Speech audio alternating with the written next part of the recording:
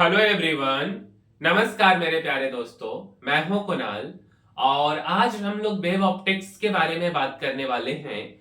और यार जहां तक हम लोग पढ़ लिए उससे आगे तो बात करेंगे, बट बात करने से पहले एक जरूरी बात क्या है कि यार आज ना 16 दिसंबर है। 2024 अब एकदम खत्म होने के कगार पे है। मुश्किल से 14 से 15 दिन बचे हुए हैं, ठीक है। और यार खास करके अगर आप मेडिकल का तैयारी कर रहे हो और अगर आप इंजीनियरिंग का तैयारी कर रहे हो और आपको लगता है कि आपका तैयारी बिल्कुल भी नहीं हुआ है, ठीक है। और क्योंकि एग्जाम तो है ही, इंजीनियरिंग का जनवरी में होगा और मेडिकल का आपका मई में होगा, है ना। तो एग्जाम पॉइंट ऑफ व्यू से जितना आपको ठगना था, जो करना था, आप सब कर लिए हैं। लाइब्रेरी ज्वाइन कर सकते थे, यूट्यूब से पढ़ सकते थे, जहां जहां से पढ़ सकते थे। बट एक आध चैप्टर करने के बाद में आप जाकर के फिर से वहीं पे स्टक कर जाते। तो आपको एक ऐसे व्यक्ति की जरूरत है, आपको एक ऐसे भैया की जरूरत है जो आपके साथ टेबल पे बैठ करके आपको बोले कि नहीं ये वाला क्वेश्चन आप ऐसे कर लो, वो वाला क्वेश्चन ऐसे कर लो, शायद ये क्वेश्चन भी इंपॉर्टेंट है, इसको भी बना लेते हैं, इसका बनाने का तरीका ये है। तो उसके लिए हम आपके लिए अवेलेबल है, ठीक है। और अगर आप ऐसा चाहते हैं कि आपके साथ टेबल पे बैठ करके आपको कोई तैयारी करवाए, ठीक है, वैसे व्यक्ति को अगर आप खोज रहे हो, है ना, कि आप किसी के साथ बैठ के 4 घंटा 3 घंटा 5 घंटा आपको बैठा कर करके साथ में पढ़ाए, ठीक है, तो यार उसके लिए हम अवेलेबल हैं। और विशेष जानकारी के लिए आप हमारे कांटेक्ट नंबर पे, ठीक है, एक सेकेंड हम अपना कांटेक्ट नंबर लिख देते, है ना। आप हमारे कांटेक्ट नंबर पे कांटेक्ट कर सकते हैं, ठीक है। तो यार मेरा कांटेक्ट नंबर ये है, कलर भाई चेंज हो जाओ, ठीक है, यहाँ लिख देते। आप या तो इस नंबर पे मैसेज करो 7488192063, ठीक है, पहला नंबर ये है। या आप इस नंबर पे कॉल कर सकते हैं, दूसरा नंबर 9572912429, ठीक है। तो ये एक काम की बात है। या अगर आप लगता है कि जैसे हम पटना में हैं, है ना, अगर आपको लगता है कि आप पटना से बाहर हो, जो बोर्ड वाले स्टूडेंट है उसकी हम बात नहीं कर रहे क्योंकि उनकी बोर्ड की एग्जाम है, 12th की है। हम उनकी बात कर रहे हैं जो टारगेट में है फिलहाल, क्योंकि आप अभी आपके लिए पॉसिबल नहीं है। लेकिन जो लोग टारगेट में है, आपको लग रहा है कि 24 तो मेरा बर्बाद हो गया, और अगर आप सोचने में बर्बाद किए तो 25 भी बर्बाद जाएगा, है ना।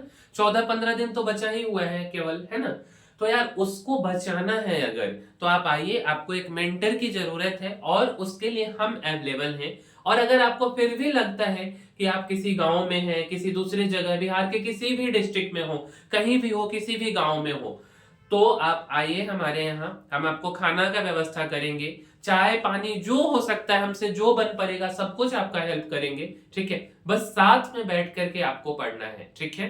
तो ये है। आगे अब आते हैं, अपने टॉपिक की बात करते हैं, ठीक है। तो यार हम लोग ना पहला नंबर पॉइंट तक डिस्कस कर चुके थे और आज ना हमारा सेकंड नंबर पॉइंट है। एक बार देख लेते कि अपना कैमरा सही से चल रहा है कि नहीं चल रहा है। तो यार चल रहा है। एक बार हम वीडियो बनाए, पूरा वीडियो बना लिया और बाद में पता चलता है कि यार कैमरा ऑन ही नहीं है, ठीक है। तो ऐसा नहीं होना चाहिए। देखिए, तो मेरे पास ना इक्वेशन ऑफ कोहेरेंट वेव है। कोहेरेंट वेव के बारे में हम बात जरूर करेंगे, ठीक है। फिलहाल अभी मेरे पास दो इक्वेशन है। जैसे 9वां 10वां क्लास में हम लोग इक्वेशन पढ़ते थे, पोलिनोमियल ये सब के बारे में लिखते थे ना यार, वैसा ही एक इक्वेशन है। और इक्वेशन क्या लिखा हुआ है कि y1, देखिए, y1 equal to a1 sine theta 1। क्या लिखा है? y1 equal to a1 sine theta 1, ठीक है। जब यार हम इस पेज को आगे बढ़ाएंगे तो ये जो कलरिंग किया है वो मिट जाएगा, ठीक है। तो कोई दिक्कत नहीं, आपको क्लियरली ये विजुअल है, आप यहां से लिखेंगे, हम समझाने के पर्सपेक्टिव से ऐसे कर रहे हैं। और y2 इक्वल टू क्या है? तो y2 equal to a2 sine theta 2, ठीक है। अब यार जो ये आप थीटा 1 देख रहे हो, ये जो आप थीटा 2 देख रहे हो, ये जो एंगल है ये क्या है? फेज एंगल है ना। ये फेज एंगल है। ऐसे हम समझ सकते कि साइन के बाद जो वैल्यू आया है, साइन के बाद, वो हमारा फेज एंगल है बेसिकली, ठीक है। इतना क्लियर है। अब हम आगे बढ़ते हैं, ठीक है। देखिए, तो ये मिट गया है ना, बट कोई नहीं, आपको सब दिख जाएगा क्लियरली। अगला ना, अब हमारा जो पहला सा पॉइंट है, देखिए तो पहला जो यार हमारा पॉइंट है, ठीक है, ये क्या है, तो हम फेज डिफरेंस के बारे में बात कर रहे हैं। और फेज डिफरेंस मेरे भाई क्या चीज से डिनोट करते थे हम लोग, तो फाई से डिनोट करते थे फेज डिफरेंस को, है ना। और फेज डिफरेंस को फाई से डिनोट तो करते थे। फाई इक्वल टू क्या होता है यार, तो यार फाई वन माइनस के फाई टू, आप बड़े में से छोटे को घटा लो या छोटे में से बड़े को घटा के मॉड लगा दो। तो phase difference phi equal to क्या हो गया, मॉड में फाई वन माइनस के फाई टू, ठीक है। अगला हमारा जो सेकेंड नंबर पॉइंट है वो एम्पलीट्यूड का रेशियो है। क्या है, एम्पलीट्यूड का ratio which is equal to a1 upon a2। ये बात हम कैसे बोल रहे हैं, हम ये बोले y1 इक्वल टू हमने लिखा a1 साइन थीटा वन, और y2 इक्वल टू हमने क्या लिखा, तो y2 इक्वल टू हमने लिख दिया a2 साइन थीटा टू, ठीक है। तो ये जो a1 है और ये जो a2 है यही तो एम्पलीट्यूड है, तो इसी का ratio a1 divided by a2, ठीक है। तो नोट भी आप करते चलेंगे, है ना। आगे देखिए तो अगला यार जो अपना पॉइंट है वो क्या है, तो वो है इंटेंसिटी के बारे में हम लोग बात करना चाह रहे। तो इंटेंसिटी को मेरे भाई आई से डिनोट किया गया है। क्या चीज से डिनोट किया गया, आई इक्वल टू इंटेंसिटी। हम लोग जब 11th क्लास में हुआ करते थे तो यार एक फॉर्मूला पढ़ते थे कि आई इक्वल टू क्या लिखा हुआ है, तो 1 अपॉन 2, और क्या लिखा है रो, और क्या लिखा है भी, और क्या लिखा है ए स्क्वायर, और क्या लिखा है ओमेगा स्क्वायर। तो आई फोर क्या होता है, इंटेंसिटी 1 अपॉन 2, रो का मतलब क्या हो गया, तो रो का मतलब हो गया डेंसिटी, है ना, रो का मतलब डेंसिटी। और भी का मतलब क्या हो गया, तो भी का मतलब हो गया वेलोसिटी। अच्छा, ए का मतलब क्या हो गया, तो ए का मतलब हो गया एम्पलीट्यूड। ए का क्या मतलब हो गया, तो ए का मतलब हो गया एम्पलीट्यूड, और ओमेगा आपका एंगुलर वेलोसिटी, है ना। अच्छा, तो यहां से हम आपको एक बात बताना चाह रहे हैं कि इंटेंसिटी और एम्पलीट्यूड आप केवल अभी दो बात पढ़े हो, मेरे मुंह से केवल आप दो बात सुने हो। पहली बात अगर आप सुने हो तो वो सुने हो एम्पलीट्यूड, और दूसरी बात अगर आप सुने हो तो वो सुने हो इंटेंसिटी, है ना। तो जब आप ये बात सुने तो इस इक्वेशन में आपको क्या दिखाई दे रहा है कि इंटेंसिटी ना डायरेक्टली प्रोपोर्शनल है एम्पलीट्यूड के स्क्वायर के। तो अगर हमको इंटेंसिटी का रेशियो लिखना है तो A1 amplitude 1 divided by amplitude 2 और उसका होल स्क्वायर, ये बात हमने लिख दिया, ठीक है। इतना में अगर कहीं कोई दिक्कत है तो बताइए। चलिए आगे बढ़ते हैं। अब देखिए तो इंटेंसिटी रेशियो आपका हो गया। अगला बात अब आती है, बहुत ही काम का बात है ना। काम की बातें वो देखते हैं कि क्या है, कि यार इंटेंसिटी आई मैक्सिमम, क्या लिखा है आई मैक्सिमम, ठीक है। अच्छा, आई मैक्सिमम का क्या मतलब हुआ कि इंटेंसिटी मैक्सिमम, क्या मतलब हुआ इंटेंसिटी मैक्सिमम। जैसे यार हमारे रूम में जो बल्ब लगी है ना, वो बहुत ज्यादा चमक रहा है, तो इंटेंसिटी मैक्सिमम का मतलब होता है ब्राइट, और इंटेंसिटी मिनिमम का मतलब होता है डार्क। अब मान लीजिए ना कि मेरे रूम में जो बल्ब लगी है, जो लाइट लगी है, वो काफी ज्यादा चमक रही, हम उसको बोलेंगे इंटेंसिटी मैक्सिमम है या ब्राइट है, ठीक है। और अगर वो इंटेंसिटी काफी कम है, मतलब कि इंटेंसिटी मिनिमम है और क्या है, तो डार्क है, ठीक है। अच्छा, तो यहाँ पे क्या लिखा हुआ है कि maximum intensity in interference. Interference की हम बात कर रहे, अभी हम इंटरफेरेंस पे पहुंचे नहीं है, लेकिन अगर आपको इंटेंसिटी के इंटरफेरेंस के केस में लिखा हुआ है मैक्सिमम इंटेंसिटी, क्या चीज, इंटरफेरेंस के केस में अगर लिखा हुआ है मैक्सिमम इंटेंसिटी, तो आपको क्या समझना है, तो आपको समझना है कि आई ब्राइट, मतलब इंटेंसिटी हम ब्राइट की बात कर रहे, और आई मैक्सिमम, आई जो मैक्सिमम होता है वो ना डायरेक्टली प्रोपोर्शनल होता है एम्पलीट्यूड A1 प्लस A2 के होल स्क्वायर के, ठीक है। आई मैक्सिमम किसके डायरेक्टली प्रोपोर्शनल होता है, तो A1 प्लस A2 के होल स्क्वायर के डायरेक्टली प्रोपोर्शनल होता है, ठीक है। चलिए आगे बढ़ते हैं, बढ़िए आगे, है ना। अच्छा, ये तो हम बोल दिए, ठीक है कोई बात नहीं, ये बात यार हमने बोल दिया, चलो आपने मान भी लिया, है ना, मान तो लिया ना भाई।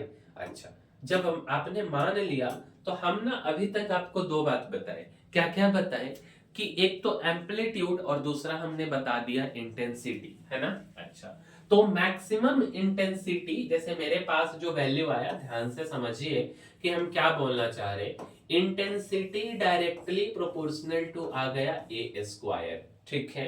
अच्छा, अगर हम ए के बारे में पूछे तो ए डायरेक्टली प्रोपोर्शनल टू क्या आ जाएगा, तो ये आ जाएगा रूट आई, क्या आएगा ये, रूट आई आ जाएगा। क्या क्लियर है ये बात। तो अगर हम इंटेंसिटी मैक्सिमम की बात करेंगे तो ये आएगा A1 प्लस A2 का होल स्क्वायर, है ना। तो intensity maximum directly proportional to A1 plus A2 का होल स्क्वायर। अगर हमको इसी बात को, मैक्सिमम इंटेंसिटी को रूट मतलब I1 I2 के टर्म में लिखना है, तो maximum intensity directly proportional A1 के जगह पे रूट I1 और A2 के जगह पे रूट I2 और उसका होल स्क्वायर हमने कर दिया, ठीक है। क्या ये बात क्लियर है। चलिए आगे बढ़ते हैं, ठीक है। आगे देखिए, तो आगे हम लोगों के पास में क्या क्या जानना है। अब ना यार बात आती है, आपने तो मैक्सिमम इंटेंसिटी की बात कर ली, है ना। अब आपको यार मिनिमम इंटेंसिटी के बारे में भी तो बात करना चाहिए ना। बिल्कुल करेंगे, केवल हर जगह चमकता तो नहीं है ना, कभी कहीं कहीं पे अंधेरा भी होता है ना। तो मैक्सिमम इंटेंसिटी का मतलब हमने बोला कि ब्राइट है, तो मिनिमम इंटेंसिटी का क्या मतलब होगा, तो मिनिमम इंटेंसिटी का मतलब होगा कि डार्क है, ठीक है। तो अब आइए तो देखते हैं, मिनिमम इंटेंसिटी के बारे में भी चर्चा कर लेते हैं ना। जब बात करेंगे तो सब के बारे में करेंगे ना, नहीं करेंगे तो किसी के बारे में नहीं। तो इंटेंसिटी क्या है, मिनिमम, ठीक है। तो इंटरफेरेंस में जब भी आपको मिनिमम इंटेंसिटी मिले, इंटरफेरेंस में जब भी आपको मिनिमम इंटेंसिटी मिले, तो आपको समझना है डार्क इंटेंसिटी के बारे में बात की जा रही है। किसके बारे में बात की जा रही है, तो डार्क इंटेंसिटी के बारे में बात की जा रही है, ठीक है। अच्छा, डार्क वाले केस में, जैसे ब्राइट के केस में, दोनों एम्पलीट्यूड को आप जोड़ के उसका होल स्क्वायर कर दिया करते थे, या root I1 plus root I2 को जोड़ के उसका होल स्क्वायर करके बोलते थे इसके डायरेक्टली प्रोपोर्शनल है। बट ये था ब्राइट का कंडीशन। डार्क के केस में आपको घटाना है, सब्ट्रैक्ट करना है, तो मिनिमम इंटेंसिटी आपका क्या हो जाएगा, A1 माइनस A2 का होल स्क्वायर, और रूट I1 I2 के टर्म में क्या हो जाएगा, तो हो जाएगा root I1 plus root I2 के होल स्क्वायर, ठीक है। Root I1 minus root I2 के होल स्क्वायर का फॉर्मेट आ जाएगा, ठीक है। चलिए आगे बढ़ते हैं, ठीक है। देखिए तो अब ना हम लोग क्या क्या देखे हैं, इस बात को समझते हैं। तो हम लोग यार सबसे पहले क्या देखें कि सबसे पहले की क्या बात है कि इंटेंसिटी मैक्सिमम, और यहाँ क्या लिखा है, इंटेंसिटी मिनिमम। तो मैक्सिमम इंटेंसिटी का मतलब A1 प्लस A2 का होल स्क्वायर, मिनिमम इंटेंसिटी का मतलब A1 माइनस A2 का होल स्क्वायर। तो हमने लिख दिया कि मैक्सिमम का मतलब A1 प्लस A2, मिनिमम का मतलब A1 माइनस के A2, और उसके बाद यार क्या किया, तो हमने होल स्क्वायर कर दिया। चलिए ठीक है, इस बात से भी मेरा मन नहीं भरा, तो हम कहते हैं ना, इसको रूट I1 रूट I2 के टर्म में लिख करके आप बताओ।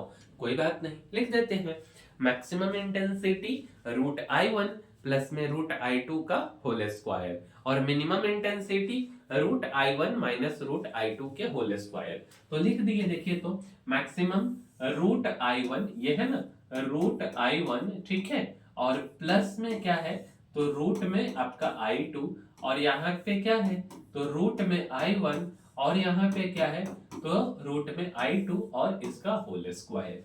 क्या ये बात क्लियर है। कहां से लिखें, तो intensity directly proportional to A square और amplitude directly proportional to root I, ठीक है। तो नोट भी करते चलिएगा, है ना। चलिए आगे बढ़ते हैं, अगला जो अपना पॉइंट है, आज जो भाई सिलेक्ट कहनी हो रही है ना। देखिए तो चलिए आगे ना, अब यहाँ से यार हम लोगों को क्वेश्चन प्रैक्टिस भी करना है ना। देखिए क्वेश्चन अपने पास में क्या है, तो क्वेश्चन यार कुछ ऐसा है, देखिएगा ध्यान से क्वेश्चन क्या है। देखिए तो क्वेश्चन क्या लिखा है, y1 क्या लिखा है, y1 इक्वल टू 10 साइन, और ये ना 3 है, क्या है 3 ओमेगा टी प्लस में पाई अपॉन 6, ठीक है। और y2 इक्वल टू यहाँ पे लिखा है 5 साइन 3 ओमेगा टी प्लस में रूट 3 कॉस 3 ओमेगा टी, ठीक है। और आपसे क्या पूछ रहे हैं, एम्पलीट्यूड का रेशियो बताने के लिए, क्या पूछ रहे हैं, एम्पलीट्यूड का रेशियो बताने के लिए। ये क्वेश्चन यार मेडिकल में भी पूछा गया है और यही क्वेश्चन एडवांस में भी आया है, ठीक है। चलिए तो यार इस क्वेश्चन को सबसे पहले हम अगर देखें तो यहाँ पे 10 है और यहाँ पे 5 है ना। दोनों का एम्पलीट्यूड अलग है, यहाँ साइन 3 ओमेगा टी है, वहां पे प्लस में रूट 3 कॉस ओमेगा टी है ना। तो सबसे पहले इसको सेट करना सीखते। देखिए तो सेट हम लोग कैसे करते हैं, देखिए दिखाते हैं आपको सेट आपको कैसे करना है। तो देखिए सबसे पहले हमको a1 अपॉन a2 चाहिए, है ना। तो अगर आप देखेंगे तो आप इसको ऐसे सेट कीजिए, ठीक है। क्योंकि यार दूसरा वाला ना वो साइन कॉस के टर्म में है, तो इसको सेट करना पड़ेगा। जैसे यहाँ पे लिखा हुआ था साइन, जैसे अगर हम आपको यहाँ पे दिखाएं, अरे भाई आ जाओ थोड़ा सा तुम, ठीक है। ये देखिए ये लिखा हुआ है साइन 3 ओमेगा टी, क्या लिखा है कि साइन 3 ओमेगा टी, ये लिखा हुआ है। यहाँ पे लिखा था cos 3 ओमेगा टी इंटू में रूट 3 लिखा था। यार ये कुछ फॉर्मेट नहीं बैठ रहा, हम अपने मन से यहाँ 1 से मल्टीप्लाई कर दिए और यहाँ पे है रूट 3, है ना। अच्छा अगर हम इसका रूट ले ले तो 1 मतलब 1 का स्क्वायर, रूट 3 का स्क्वायर मतलब रूट 4, फाइनल वैल्यू आपका कितना आ रहा है, 2 आ रहा है, ठीक है। 2 आ गया, कोई दिक्कत नहीं। चलिए देखिए तो अब हम यहाँ से क्या कर सकते हैं ना, कि ये जो 2 आया ना इसको आप ऐसे लिख दीजिए, ये जो 2 आ गया इसको आप क्या करना है आपको, तो ऐसे लिख देना है, ये 5 2 से मल्टीप्लाई कर दीजिए और 2 से आप डिवाइड कर दीजिए। तो 2 साइन 3 ओमेगा टी और 2 से डिवाइड करके 1/2 लिख दिए। यहाँ पे क्या है cos 3 ओमेगा टी और रूट 3 और डिवाइडेड बाय रूट 3 था, डिवाइडेड बाय हमने क्या किया 2 कर दिया। अच्छा कोई दिक्कत नहीं। अब ये 5 इंटू 2 आपका क्या हो गया, तो 5 इंटू 2 आपका 10 हो गया, ठीक है। अच्छा साइन 3 ओमेगा टी और यहाँ जो 1/2 हम इसको लिखना चाह रहे sine A into cos B plus cos A into sine B के फॉर्म में। तो ये ना पाई बाई 3 कॉस 60 का वैल्यू 1/2 होता है, क्या होता है cos 60 डिग्री इक्वल टू होता है आपका 1/2। तो cos पाई बाई 3 लिख दिए, cos 3 omega T into sine, तो साइन 60 कितना होता है, तो रूट 3/2, तो साइन पाई बाई 3, ठीक है। अच्छा अब देखिए तो अब ना आप लोग क्या पढ़े हैं यार, तो आप लोग पढ़े साइन के साथ में क्या पढ़े, साइन ए प्लस बी। तो साइन ए प्लस बी का क्या मतलब हो गया, साइन ए और इनटू में cos b, ये फॉर्मूला आप लोग पढ़े, प्लस में cos a और इनटू में क्या हो गया आपका, तो sin b, sin a into cos b plus cos a into sin b, ठीक है। तो यहां से देखिए तो sin a into cos b, तो ये 3 ओमेगा टी और cos आपका क्या हो गया pi by sin a into cos b, तो cos b पाई बाई 3। तो यहां से 10 और 10 sin 3 ओमेगा टी और प्लस में पाई बाई 3। क्लियर है ये बात। अब आप देखिए तो अब अगर आप देखेंगे तो ये चेंज हो गया है ना, ये चेंज हो गया। अब मेरे पास जो इक्वेशन है इस बात को समझिए। इक्वेशन क्या है, तो y1 equal to 10 sine 3 omega t plus pi upon 6, मतलब ये phi1 का रोल प्ले कर रहा है, और दूसरा ये है 10 sine 3 omega t plus pi upon 3।